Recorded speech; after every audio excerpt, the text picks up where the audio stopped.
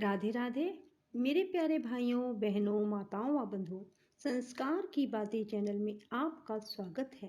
बंधुओं, आज ज्येष्ठ मास सोमवार के दिन मैं आपको सुनाने जा रही हूँ भगवान शिव की कथा। बंधुओं, भगवान शिव की कथा सुनने मात्र से भगवान शिव की आप पर असीम कृपा बरसने लगेगी। आपको भगवान शिव मनोवांछित वरदान प्रदान करेंगे। बंधुओं, जब भी कथा को सुने, पूरी सुने। सुनने के बाद कमेंट बॉक्स में जय शिव शंकर भोलेनाथ जरूर लिखें। बंधुओं, यदि आपने हमारे चैनल को अब तक सब्सक्राइब नहीं किया तो जरूर करें और बेल आइकन दबाना ना भूलें, ताकि आपको हमारी आने वाली सभी वीडियोस की जानकारी सबसे पहले हो सके। बोलो शिव शंकर भोलेनाथ की जय हो।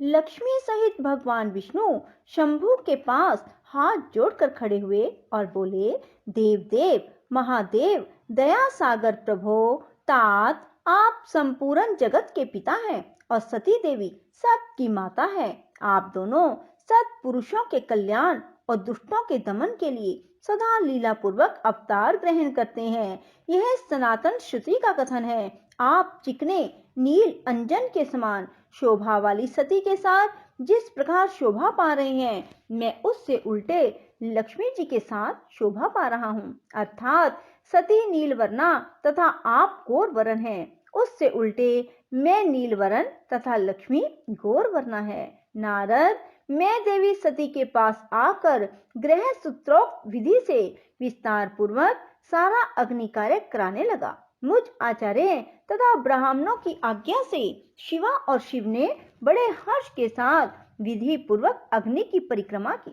उस समय वहां बड़ा अद्भुत उत्सव मनाया गया। गाजे बाजे और नृत्य के साथ होने वाला वह उत्सव सबको बड़ा सुखद जान पड़ा। इसके बाद भगवान विष्णु बोले, सदाशिव, मैं आपकी आज्ञा से यहाँ शिव तत्व का वर्णन करता हूँ। समस्त देवता दूसरे दूसरे मुनि अपने मन को एकाग्र करके इस विषय को सुने। भगवान, आप प्रधान और अप्रधान हैं। आपके अनेक भाग हैं, फिर भी आप भाग रहित हैं। ज्योतिर्मय स्वरूप वाले आप परमेश्वर के ही हम तीनों देवता अंश हैं। आप कौन, मैं कौन और ब्रह्मा कौन है? आप परमात्मा के ही ये तीन अंश हैं, जो सृष्टि, पालन और संहार करने के कारण एक दूसरे से भिन्न प्रतीत होते हैं। आप अपने स्वरूप का चिंतन कीजिए। आपने स्वयं ही लीला पूर्वक शरीर धारण किया है। आप निर्गुण ब्रह्म रूप से एक हैं। आप ही सगुण ब्रह्म हैं। हम ब्रह्मा, विष्णु, रुद्र तीनों आपके अंश हैं। जैसे एक ही शरीर के भिन्न भिन्न अवयव मस्तक, गीर्वा आदि नाम धारण करते हैं, तथापि उस शरीर से भिन्न नहीं है, उसी प्रकार हम तीनों अंश आप परमेश्वर के ही अंग हैं, जो ज्योतिर्मय आकाश के समान सर्वव्यापी एवं निर्लेप स्वयं ही अपना धाम, पुराण, कुटस्थ, अव्यक्त, अनंत, नित्य तथा दीर्घ आदि विशेषणों से रहित निर्विशेष ब्रह्म है। वही आप शिव हैं। आप ही सब कुछ हैं। ब्रह्मा जी कहते हैं, मुनीश्वर, भगवान विष्णु की यह बात सुनकर महादेव जी बड़े प्रसन्न हुए।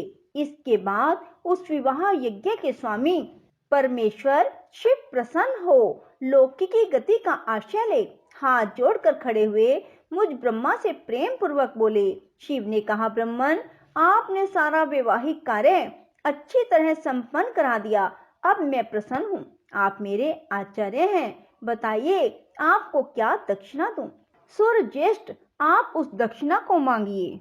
महाभाग, यदि वह अत्यंत दुर्लभ हो तो भी उसे शीघ्र कहिए। मुझे आपके लिए कुछ भी अदेय नहीं है। मुने, भगवान शंकर का यह वचन सुनकर मैं हाथ जोड़ विनीत चित्त से उन्हें बारंबार प्रणाम करके बोला, देवेश, यदि आप प्रसन्न हो और महेश्वर, यदि मैं वर पाने के योग्य हूँ तो प्रसन्नता पूर्वक जो बात कहता हूँ उसे आप पूर्ण कीजिए। महादेव, आप इसी रूप में इसी वेदी पर सदा विराजमान रहें, जिससे आपके दर्शन से मनुष्यों के पाप धुल जाएं। चंद्रशेखर, आपका सानिध्य होने से मैं इस वेदी के समीप आश्रम बनाकर तपस्या करूं, यह मेरी अभिलाषा है। चैत्र के शुक्ल पक्ष की त्रयोदशी को पूर्व फागुनी नक्षत्र में रविवार के दिन इस भूतल पर जो मनुष्य भक्ति भाव से आपका दर्शन करे, उसके सारे पाप नष्ट हो जाएंगे, विपुल पुण्य की वृद्धि हो और समस्त रोगों का सर्वथा नाश हो। जो नारी दुर्भगा, बंध्या, कानी अथवा रूपहीना हो, वह भी आपके दर्शन मात्र से अवश्य निर्दोष हो जाए। मेरी यह बात उनकी आत्मा को सुख देने वाली थी। इसे सुनकर भगवान शिव ने प्रसन्न चित्त से कहा, विधाता ऐसा ही होगा। मैं तुम्हारे कहने से संपूर्ण जगत के हित के लिए अपनी पत्नी सती के साथ इस वेदी पर सुस्थिर भाव से स्थित रहूंगा। ऐसा कहकर पत्नी सहित भगवान शिव अपनी अंश रूपनी मूर्ति को प्रकट करके वेदी के मध्य भाग में विराजमान हो गए। इसके बाद स्वजनों पर स्नेह रखने वाले परमेश्वर शंकर दक्ष से विदा ले अपनी पत्नी सती के साथ कैलाश जाने को तैयार हुए। उस समय उत्तम बुद्धि वाले दक्ष ने विनय से मस्तक झुका हाथ जोड़ भगवान वृषध्वज की प्रेम पूर्वक स्तुति की। फिर श्री विष्णु आदि समस्त देवताओं, मुनियों और शिव गणों ने नमस्कार पूर्वक नाना प्रकार की स्तुति करके बड़े आनंद से जय जयकार किया। इसके बाद दक्ष की आज्ञा से भगवान शिव ने प्रसन्नता पूर्वक सती को वृषभ की पीठ पर बिठाया और स्वयं भी उस पर आरूढ़ हो वे प्रभु हिमालय पर्वत की ओर चले।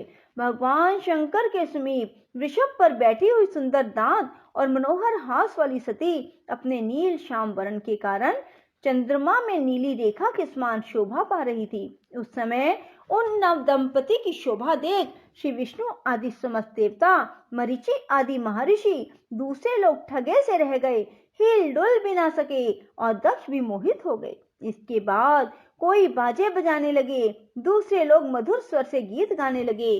कितने ही लोग प्रसन्नता पूर्वक शिव के कल्याण में उज्जवल यश का गान करते हुए उनके पीछे पीछे चले। भगवान शंकर ने बीच रास्ते से दक्ष को प्रसन्नता पूर्वक लौटा दिया और स्वयं प्रेमाकुल हो प्रमथ गणों के साथ अपने धाम को जा पहुंचे। यद्यपि भगवान शिव ने विष्णु आदि देवताओं को भी विदा कर दिया, तो भी वे बड़ी प्रसन्नता और भक्ति के साथ पुनः उनके साथ हो लिए। उन सब देवताओं, प्रमथ गणों और अपनी पत्नी सती के साथ हर्ष भरे शंभु हिमालय पर्वत से सुशोभित अपने कैलाश धाम में जा पहुंचे। वहां जाकर उन्होंने देवताओं, मुनियों, दूसरे लोगों का बहुत आदर सम्मान करके प्रसन्नता पूर्वक उन्हें विदा किया। शंभु की आज्ञा ले वे विष्णु आदि सब देवता तथा मुनि नमस्कार और स्तुति करके मुख पर प्रसन्नता की छाप लिए अपने अपने धाम को चले गए। सदाशिव चिंतन करने वाले भगवान शिव भी अत्यंत आनंदित हो हिमालय के शिखर पर रहकर अपनी पत्नी दक्ष कन्या सती के साथ विहार करने लगे। सूत जी कहते हैं, मुनियों, पूर्व काल में स्वयंभू मनवंतर में भगवान शंकर और सती का जिस प्रकार विवाह हुआ, वह सारा प्रसंग मैंने तुम्हें सुनाया। जो विवाह काल में यज्ञ में किसी भी शुभ कार्य के आरंभ में भगवान शंकर की पूजा करके शांत चित्त से इस कथा को सुनता है, उसका सारा कर्म वैवाहिक आयोजन बिना किसी विघ्न बाधा के पूर्ण होता है और दूसरे शुभ कर्म भी सदा निर्विघ्न पूर्ण होते हैं। इस शुभ उपाख्यान को प्रेम पूर्वक सुनकर विवाहित होने वाली कन्या भी सुख, सौभाग्य, सुशीलता और सदाचार आदि सद्गुणों से संपन्न साध्वी स्त्री और पुत्रवती होती है। बोलो शिव शंकर भोलेनाथ की जय हो। राधे राधे, जय श्री कृष्णा। बंधुओं, यदि आपको हमारी वीडियो पसंद आए तो इसे लाइक करें और शेयर भी जरूर करें। धन्यवाद।